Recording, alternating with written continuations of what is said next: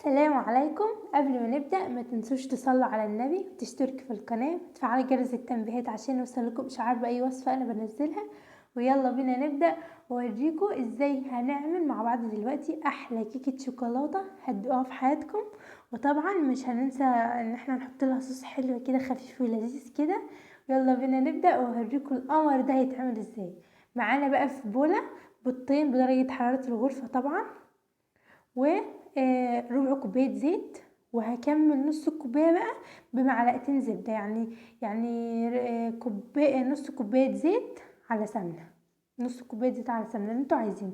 عايزين سمنة بس براحتكم، زيت بس براحتكم برضو. المهم هحط بقى كوباية سكر، اي حاجة بقى، يلا اي سكر عندكم من بتاع التموين عادي مفيش مشكلة. المهم هضرب بقى كل المكونات دي مع بعضها لغاية ما السكر يدوب بمضرب كهربائي بقى، مضرب التاني مش مشكلة عادي، ما عنديش مانع. المهم ان انتوا تدوبوا السكر براحتكم او في الخلاط، يعني اكيد ما فيش بيت ما فيهوش خلاط. هحط كوباية لبن وكوباية خل ومعلقة صغيرة فانيليا، حوالي 4 أظرف كده، واقلب كل المكونات دي لغاية ما يختلطوا كده. وهجيب كوبايتين من الدقيق الا 3 معالق عشان هنحطهم كاكاو، وهنخلهم، واحط معلقتين لبن بودر، انا كان عندي النوع ده فحطيت منه. هحط بقى 3 معالق من الكاكاو الخام اللي هو من غير سكر. هنخل بقى ده عشان لو فيها شوائب او كده.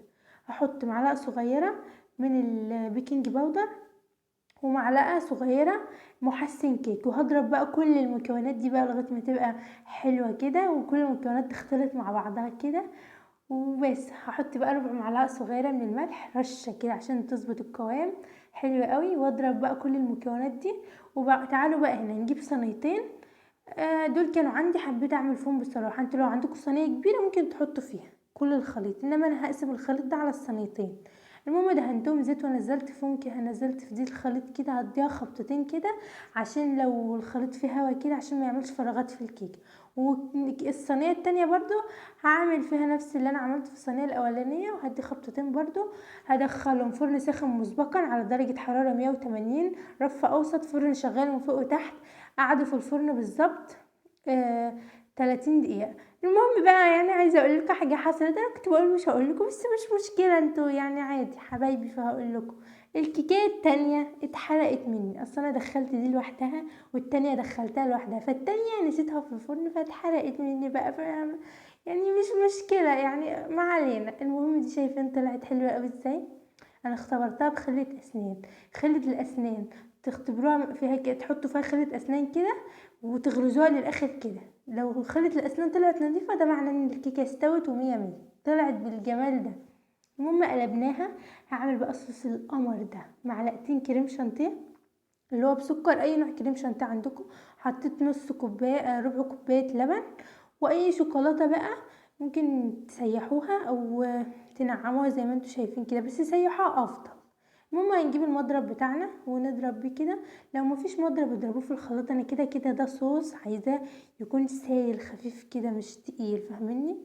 المهم يعني ضربته، والكيكه زي ما شايفين قمر ازاي، حطيت رشه سكر كده، وده الصوص بتاعنا بعد ما عملناه هنحطه عليها بالشكل القمر ده.